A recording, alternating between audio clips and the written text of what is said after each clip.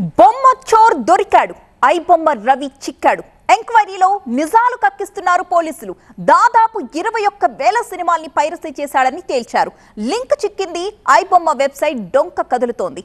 Piracy rocket king pin iBomma Ravi Caribbean కలల వ్యవహారం కూడా ఇప్పుడు తెరపైకొచ్చి సంచలనంగా మారింది.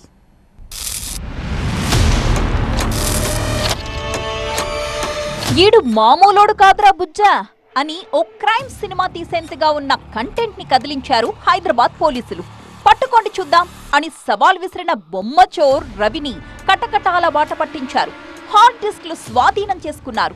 1972లో వచ్చిన గాడ్ ఫాదర్ నుంచి recent block buster OG movie వరకు దాదాపు 21,000 సినిమాల పైరసీ చేశాడన్నారు సిపి సజ్జనార్. ఆయన దగ్గర ఉన్న హార్డ్ డిస్క్ అంతా రికవర్ చేసిన తర్వాత దాదాపు 21,000 సినిమాస్ ఆయన హార్డ్ డిస్క్లో పెట్టడం జరిగింది. హాలీవుడ్, టాలీవుడ్ అందరు కూడా ఈయన చాలా మూవీస్ ఆయన దగ్గర ఉంది. చాలా నష్టం జరుగుతుంది.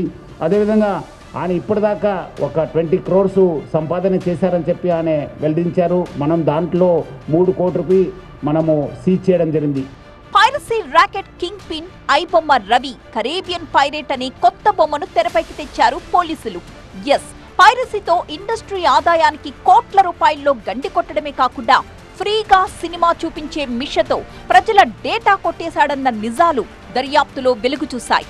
బెట్టింగ్ యాప్ బండారాన్ని కూడా బయటకు లాగారు పోలీసులు. ఇప్పుడు మీరు ఒకసారి ఆయన వెబ్సైట్ని విజిట్ చేసిన తర్వాత ఇమీడియట్లీ ఒక రీడైరెక్ట్ ఒక యాప్ వచ్చింది, ఒక నోటిఫికేషన్ వచ్చింది. That goes to the gaming and betting apps.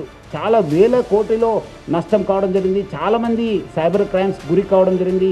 చాలామంది సూసైడ్ చేసుకున్నారు. చాలామంది ఫ్యామిలీస్లో ఇది ఒక చాలా బాధ కలిగించావు ఈ బెట్టింగ్ యాప్స్.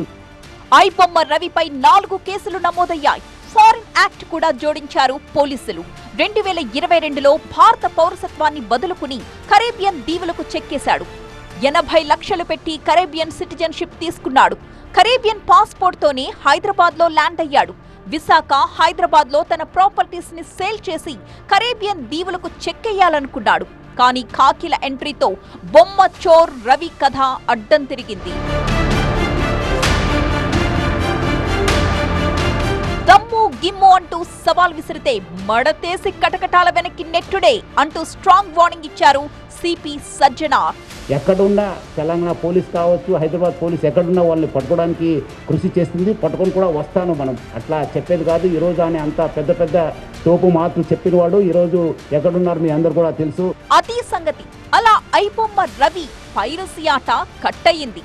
DRM అనే సాఫ్ట్వేర్ ని వాడి టెలిగ్రామ్ ఛానల్ ద్వారా పైరసీ రాకెట్ నడిపించాడని ఎంక్వైరీలో తేలింది. ఐబొమ్మ రవి 110 వెబ్సైట్ డొమైన్స్ ని కొనుగోలు చేసినట్టు గుర్తించారు పోలీసులు.